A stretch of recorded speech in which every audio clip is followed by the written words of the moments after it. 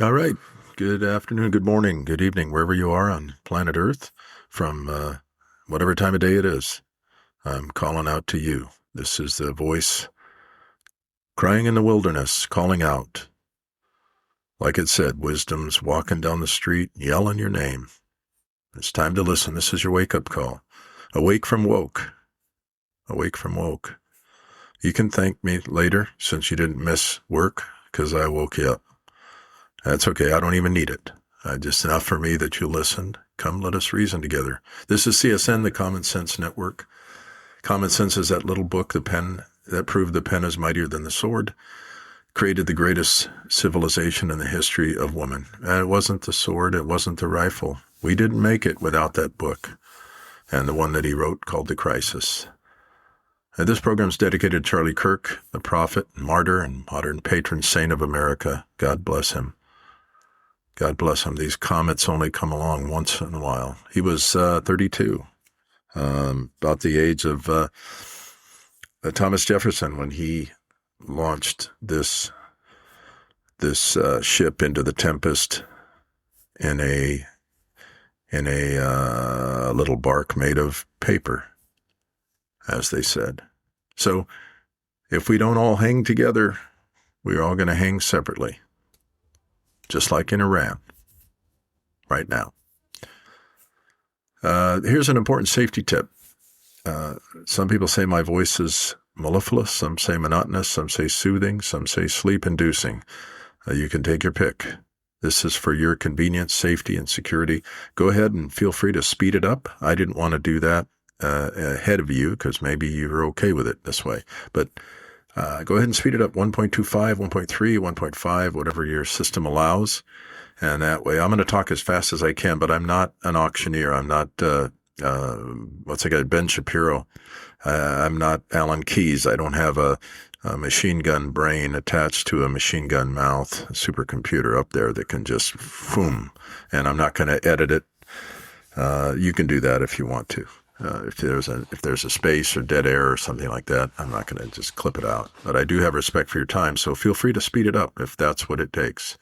Okay, let us begin with an important message to the resistance from Resistance Radio here behind enemy lines.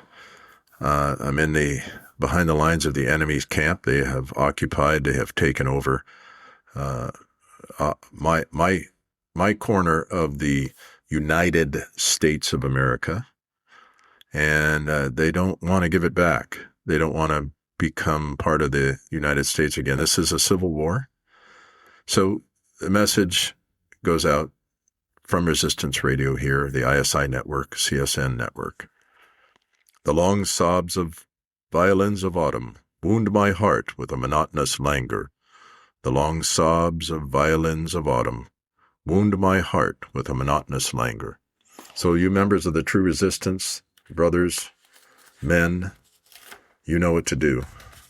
This is it. These are the times that try men's souls. I'm not talking to summer soldiers and sunshine patriots. I'm talking to you. You're on. You know, they used to go up to somebody at a stage and knock on the door and say, "You're on," or 5 minutes. Well, here's the knock. Here's the wake-up call. You're on. I think on the Titanic, there was a famous woman, singer, and I'm sure she was quite used to somebody, stage manager, knocking on her door and saying, "You're on. You're going on."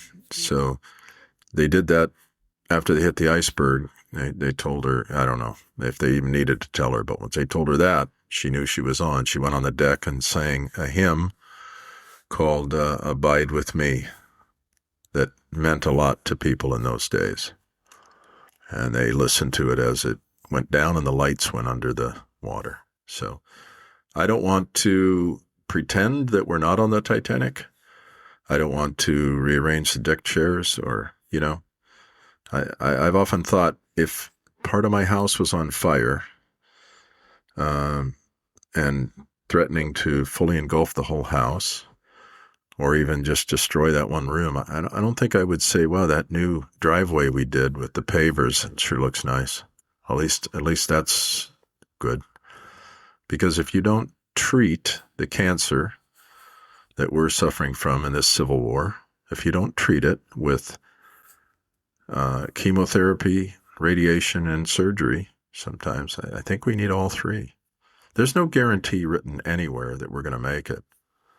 The guy who saved it, the guy who pulled it out of the fire, his name is Abraham Lincoln. He was like Charlie Kirk. He had less. He only had 1 year of formal education. And yet his speech, the Gettysburg Address, is hanging up in bronze at Oxford, if they haven't taken it down, as an example of what can be done with the English language. You know, I took that speech one day. I found online, I had friends at work. One was from Russia and one was from Iran. And that was a cool thing about working in high tech like I did. You met people from all over the world. So cool. Just great. It's one family.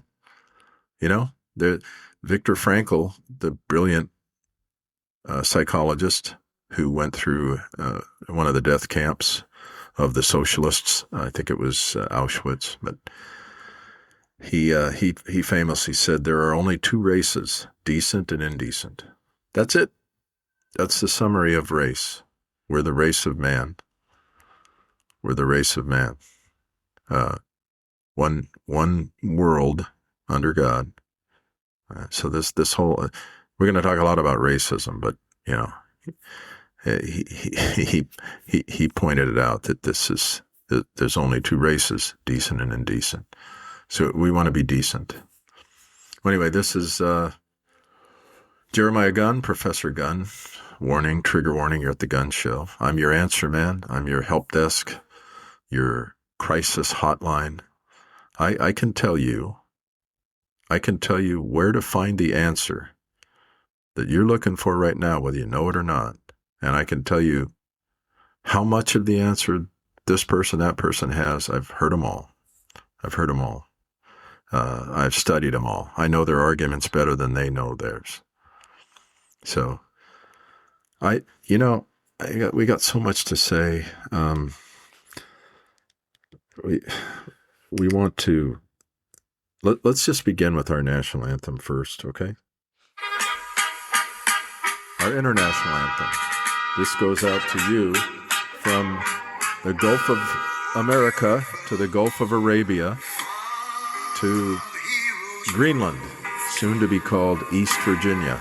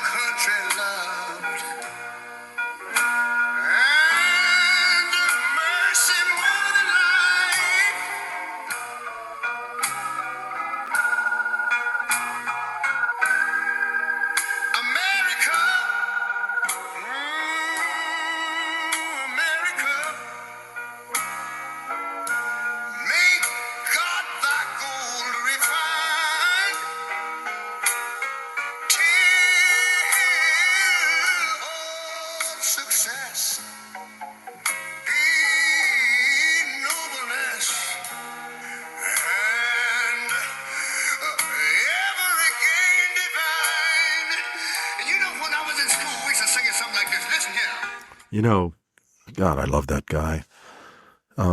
He wasn't blind. He wasn't as blind as, there's none so blind as he who will not see. So if you willfully will not see, you're really, really blind. Just like the people we have trying to run our country today. Totally. Okay. So let me see what's going on here. What's this one here? Oh, there it is. Okay. Let's see here. All righty. So, speaking of blind leading the blind, we're going to talk about them in a second here, but I want you to know who I am, if that's okay with you. Just indulge me for a minute. I'm you. I'm every man. I'm a citizen. You know, the idea that Jefferson kind of brought that back from the French Revolution. Simply, maybe the only good thing we got out of that nightmare. was the first terrorists in the reign of terror. Just an absolute nightmare, complete polar opposite of our revolution. And yet you find people trying to suck us into that one. They admire it.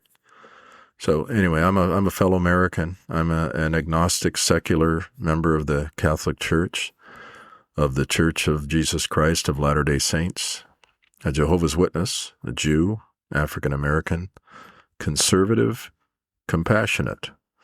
I'm a professional volunteer, champion of the oppressed. I think, therefore, I am a conservative. And my goal, what I want to do, is serve. I want to help. I want to be a help desk. I want to. There's one job that anybody who communicates or tries to should do, is what used to be the fourth estate, used to be journalism, and it was to afflict the comfortable and comfort the afflicted. We're not seeing that today. We're seeing the exact opposite. Anyway, my pronouns are liberty, in God we trust, e pluribus unum, truth, justice, and the exceptional American way. I'm a male man, homo sapien, uber sapien. I'm wearing a shirt, a unisex shirt of color. I'm 5'17" tall. I weigh 20 stones, 127 kilos, with eyes of color. And my hair is a color that comes in a box. And if you're listening to this in the United Kingdom or any of those, any other satellites, I'm spelling color with a U in there. Color. So why? Do you remember that thing about my pronouns are? Why did Kami Lala do that?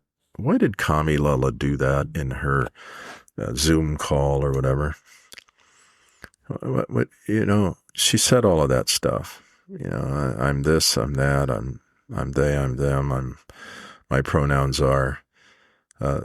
It finally hit me. Did they do that for the blind, or is it entirely performative ignorance where they're trying to pander? Is that all that is? I know she's a member of the Black Panther Party, but is that all that is? Or maybe they could say they're doing it for the blind because they care about the blind.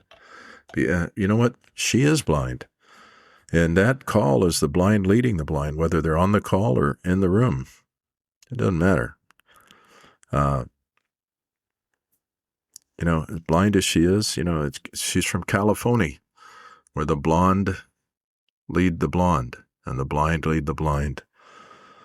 This is, you couldn't find a better example. And it looks like AOC is competing. It looks like AOC is competing to be the next Kamala Harris, the next DEI queen. DEI didn't earn it. Diversity, nonsense, and division.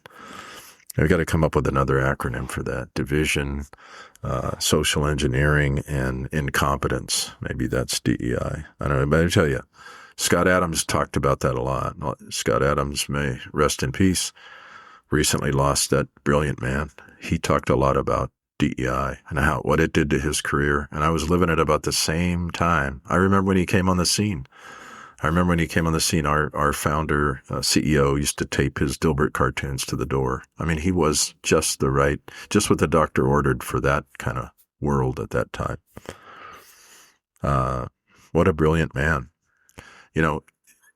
Humor is the highest order of the intellect. And that guy, in 3 frames that he thought up and drew himself, could just nail it and hit it out of the park. Wow. Anyway, but he talked about suffering from DEI, and what this is this a war on men. It's been going on for about a century, and almost exactly a century, a little longer, but they call it a war on. They call it a war on women, and that is while they wage a war on women, they them call it a war on women. And then when everybody's laying out dead and wounded, they say, well, we don't know what a woman is. So AOC is kind of competing. She was making fun of, first of all, she went over to this conference on Munich Security Conference. She went, Hillary went, Hilary Rotten Klingon went, AOC went, some other people went. I think Chris Whitmer, this person from Michigan or whatever, she sat there and they had this little round table with a European host facilitator and said, what do you think about foreign policy? And she said, well, I don't know. Ask that guy. He points to the Republican, says, he would know more about it than I would. AOC just, oh God, she fumbled. If you get a chance to see what Greg Gutfeld did on Facebook, Google, he just nailed it. She said she prepped for months and then just fumbled all over the place. It wasn't even a word salad. It was more just the blank stare, the deer in the headlights. But she was making fun of the brilliant Marco Rubio, who's also a white European like her. But I guess you'd have to call him Hispanic because of the Orwellian age here. So, yeah, it's 1984. It's not just 1864. Get used to that. But, okay, so she's making fun of Marco Rubio, who everyone else on Earth that has a brain is just celebrating this incredible speech he gave that was like JFK's speech at the Berlin Wall and Reagan's speech at the Berlin Wall kind of rolled into one. It's just absolutely brilliant. I don't know who wrote it. It doesn't matter. If he recognized that he should read it, God bless him. Man, it was awesome. And she says, here's the point. He said that, people, she does this little thing where she's whispering while her bulldog's snoring next to her. She's whispering into the camera like an influencer or whatever bartender she is. And she says, people say that I'm stupid but you know who's really stupid? Trump's stupid. Trump is the one that's stupid. Trump is, he's the one. I know you are, but what am I? I know you are, but what am I? And that's kind of the level of intellect that we get from her. And she says, but she was making fun of Marco Rubio. Forget about the part of, throwing a grenade or a turd in the punch bowl to her fellow American, fellow European of Spanish origin, white, forget all that for a minute.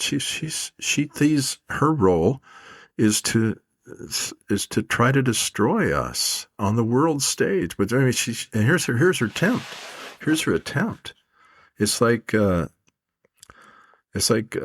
Stevie Wonder trying to bat against Tariq Kubal or whatever that guy's name is, this perennial Cy Young Award winner. She says, he said that the cowboys came from Spain. He's wrong. He's wrong. The cowboys didn't come from Spain. And then, Greg Gutfeld points out that, you know who brought the horse to this part of the world? A fellow named Cortez. She doesn't even know.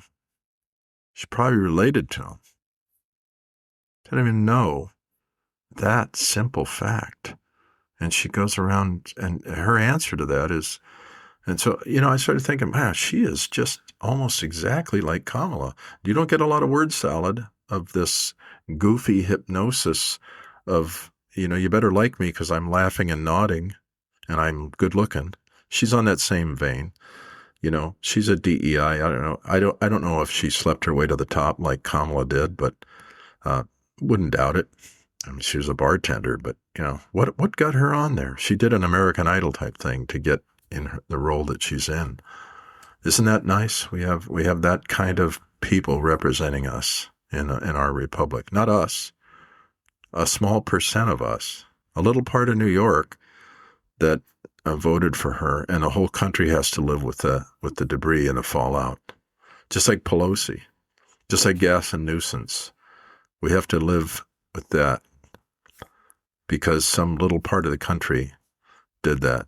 Bernie Sanders, he goes from New York as well up to Vermont. So here she is, this attractive woman, DEI, and she says she's making fun of, oh my God, Marco Rubio, and people are talking about him being the successor to Trump because he's so great.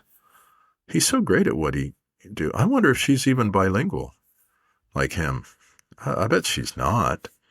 There's a little thing they say that, you know what you call somebody who speaks 3 languages? Trilingual. You know what you call somebody who speaks 2? Bilingual. You know what you call somebody who speaks 1? American or Mexican. Okay, and I've don't freak out. I've told that to Mexicans and they love it. They think it's very funny because it's true. That's the connection of comedy. Comedy is funny when it's true. It's not just something you pulled out of the thin air or somewhere worse, like on the playground. I know you are, but what am I? I mean, ooh, Trump, yeah, I'm not stupid. Trump is. Oh, that was great. I don't know if she went to college or not, but don't show either way. I mean, I don't know if I don't think she passed the bar like Kamala, but how much like Kamala is she? There's all kinds of memes about the stupid things she said. Kamala, she didn't fall out of a coconut tree. She's on film, just like Bozo Biden. She's on film saying she's trying to, they did this photo op where she's going to, put electric charge into at a filling station of electricity, a charging point. She's going to fill up this car, and she's saying to the guy as the camera's rolling, "Well, I don't hear anything. I don't hear anything coming out. When I put in gas in the car, I hear something. How do I know?" How do you know? Okay, I don't know if your computer's on battery or plugged into the wall, but I don't think you hear the electrons flowing from the wall AC to the computer DC. I don't think I could be wrong. Maybe my hearing's bad, but she said that on the freaking camera. She said that,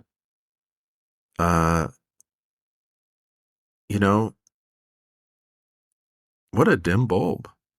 And there's a lot of other stuff too, but it wasn't just the beauty they're like beauty contestants. That's really what they are. They got on their looks.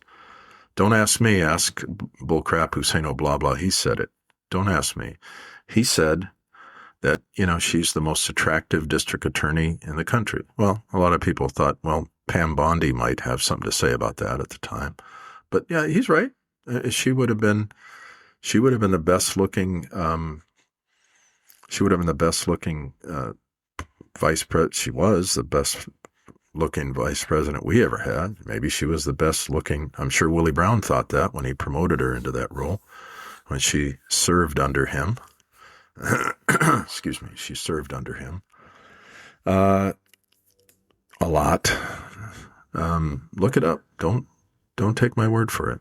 Look this stuff up. But she.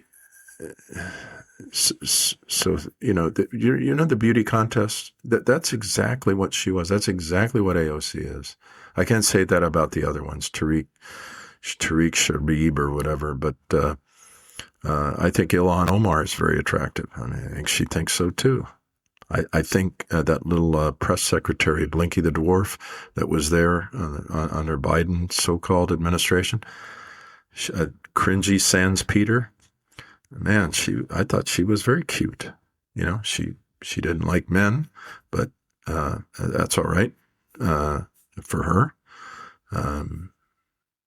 But there's this incredible thing that went viral, this gorgeous blonde beauty queen contest, I think from one of the Carolinas, and they asked her about world peace and Iraq or something, and she basically went into this deer in the headlights, but, she'd practiced, and she said something like, I personally believe that the Iraq, and because people don't have maps, that's why they don't understand the world, because they don't have maps, and places like the Iraq and everywhere, like such as. And so this thing went on, and finally they said, "Okay, thank you. You'd scored so high in the evening gown and the swimsuit competition that we don't really need to worry about that answer. But wow, was that a beauty queen, ignorant, silly, empty-headed answer?" And that's what you get from these. I don't think that if AOC or Kamala Harris, her ass, I don't think if they looked like Rosie O'Donnell or Ellen DeGeneres or Rachel Madcow, I really don't think they would have had too much of a shot at all. Not at all. And boy, they thought Sarah Palin was dumb, huh? Where are all those people that were making fun of her? A governor. A president should always have been a governor or a chief executive officer of something important, not a senator, not a communist organizer, not a communist old fool like Bernie, or a phony, lying cultural appropriation queen like Pocahontas. Not that kind of stuff. Liar, thief. She goes from Congress to Senate or something. Is she a senator? She's a senator. Oh my goodness. Massa Texas. Massachusetts. Boy, do they have, for a state that gave us John Adams and Hancock and Sam Adams and John Quincy Adams, to give us these kind of people, Barney Frank, Ted Kennedy, John Kerry. Oh my goodness. I mean, this is what's her name? Pocahontas. The way to spell that is faux, F-A-U-X, as in phony, fake, caw, like the sound of her voice, or like Haliri Rotten Klingon's voice, and haunt, like a evil spirit, haunt us, the state, U.S. That's what's going on here. There's another Marxist. You started a business. You started a business. Good for you. But those are our roads. Okay? Those are our schools that your workers were educated in. Whoa. Our? You mean like we the people, like e pluribus unum? Or you mean you the demagogue, and all of your lemmings, and we little sheeple, instead of we the people? Those are your roads? Wow. Where do I write the check? Don't you have a toll on it? Those are your roads. And by the way, if those were your schools that our workers were educated in, says the CEO, could you do a better job? You think you could do a better job? No, we saw what happened when Doge went after them. When Doge said, hey, whoa, they took a temperature, they got the oil stick and said, this is a problem. We all knew it. We knew it all along, but, all of a sudden those are her schools. So this woman that Harvard put up there on the basis of her saying she was a native Siberian, or a Manak, as I call them, migrant Asian, native Asian. What would that be? No. Let me see. Manak. That's not a name of a tribe. That's what they are. They're migrant, native Asian communities. Bing. That's it. That's what they are. That's a whole nother show, but that's all they are. And she says, "Oh, I'm one. What is it? 1/1024?" And Harvard, the beautiful Harvard, that's spent some time reintroducing segregation in their graduations of their dorms and trying to keep Asians out in order to bring in more people of other colors. I guess those are pooks, people of other colors. And that's their answer, is to allow this flim-flam man, woman, to come in and just lie and cheat, and young people line up behind her and Bernie. Ben and Jerry, the communists from up in Vermont, New Hampshire, whatever it is, who cares? I don't, excuse me. I think we need to talk to Korea.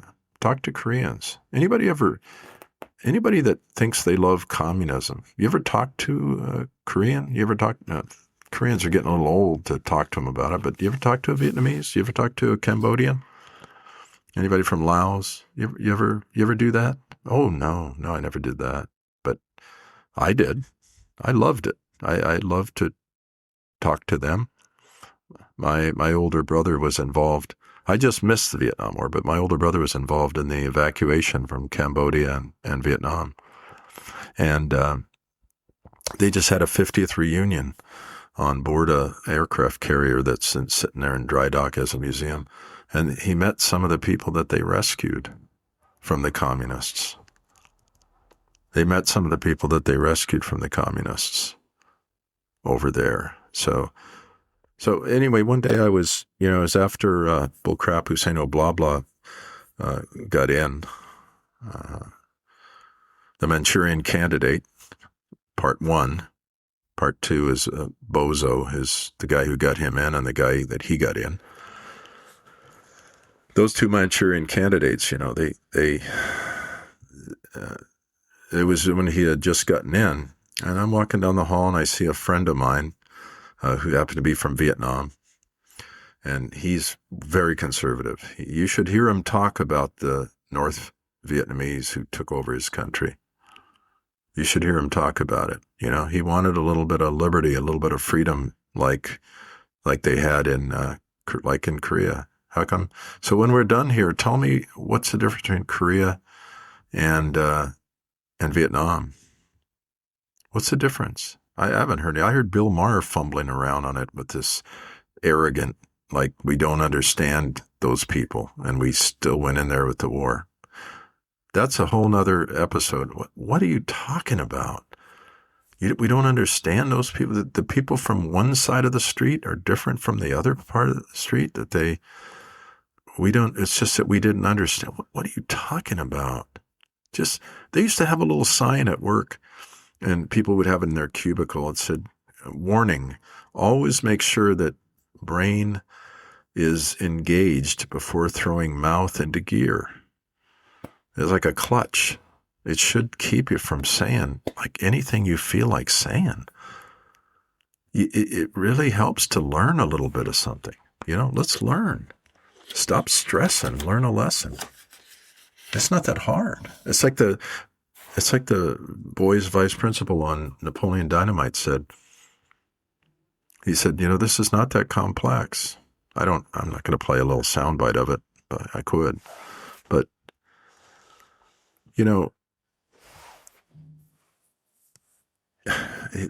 how are we ever going to get anywhere if we're just stratified into listening to these people that just don't have any idea what they're talking about? If we let communists, let me get back to that story. I see the guy walking down the hall, so I knew he was hurting because we put in a Marxist in the White House just because of the color of his skin instead of the content of his character, the color of half his skin, if you will. I got a big problem with that as an African American, saying that he was black. I mean, that's as racist as Jim Crow apartheid in Nazi Germany. What do we have, a color chart? Even Morgan Freeman said he's mixed race. He's not black. Same with Colin Crapurneck. He was mixed race. Both of those guys, their dad took off on them, and their mom raised them. White white grandparents, raised in privilege, raised in white privilege, and then now they got to go start acting out. It's always the half-breeds. It's always the hybrids. Hybrid is a good thing. You take two things and work them together for synergy. Half-breeds are notoriously bad in society because they feel like they have to play one angle up in order to get an advantage. Identity politics, intersectionality, part of our I problems.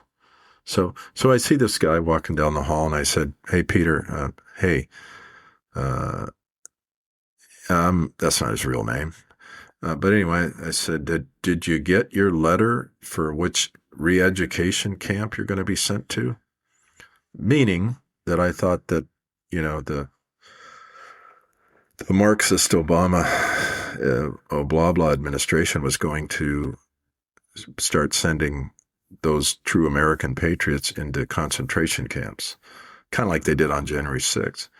And he kind of reacted like, oh, those are no fun. And then I found out he was in one. And I got to tell you, I felt bad about saying it, but he didn't mind. He was glad he got a chance to talk about it, I think. So he hated the communists, called them gangsters. Of course they're gangsters. Always were, always have been. I just read a couple books about the Romanovs. The girls and the family and the boy that had hemophilia, it was going to be the next czar. The way that those Leninist Bolsheviks treated him, like the way they treated Trotsky, who was one of them, and just pile up bodies of millions of... Communism has killed way more people than Nazi socialism ever did. But it's right up there. It's what it's, Stalin was at least 10 times what Hitler killed, and of his own people, not the undesirable ones, just whoever he felt like. Was it Lenin who said that one death is a tragedy, a million is a statistic? And if you want to make an omelet, you got to break some eggs. Okay? Doesn't really matter which one of them said it. But one of our Democrats went over there and said, I've seen the future and it works. And the big Democrat, FDR, no wonder they have no problem with communism. They never have. This fight started in the 40s. And how do they portray it now? How does the government, education, mediatainment complex, that's the one we really got to be afraid of. You're afraid of big business, but you're not afraid of big government? Well, the founding fathers were. Especially the one they call Democrat, Jefferson, who was really a Republican. Yeah, he was afraid of government. These people are obsessed with it, and the ability to get things done. Never let a crisis go to waste. They just want to run your life. They are so. I would have a lot more respect if the Democrats would just have, in the big Joe McCarthy hearings, the Senate on American activities, the big Joe McCarthy. Nobody knows about it because I think Cicero said, to be ignorant of what happened before you were born is to remain a child. And that's what we have. That's part of our I problem, infantilization. The nanny gate, the nanny state thinks we're all their children, and they have to look out for us by taking care of us, by, as the Iron Lady said, God bless her, she said they want to take more from you to do more to you. Well, here's my answer. She also said, if you want to slit your own throat, don't come to me for a bandage. You can go to Canada if you want to do that. You can go to Venezuela. You can go to Cuba. There's lots of options now. You can go to Gaza. You can go anywhere you want if you want to have a nanny state telling you how to live, how to think, what you can do and what you can't do. Yeah. There's somebody in the White House right now trying to save the country, trying to give you back your country. And most people are, unfortunately, even the ones that vote for him, a lot of them, they're too ignorant to even realize what's going on. So anyway, I got to get out of here. Thank you for listening. I love you. I'm trying to bring you peace and love and truth. You're not going to hear it from any of the other P words. Professors, philosophers, pundits, politicians, priests, pastors, prisoners, prison guards, probation officers, psychiatrists, psychologists. I don't care. I don't care who. Podcasters. You're not going to hear this. I know them. They're not going to tell you the truth. But the truth will make you free. And when you're free indeed. Thank you for listening. Send me your comments. Let's talk. Come, let us reason together. Go in peace and love and truth. And the greatest of these is truth.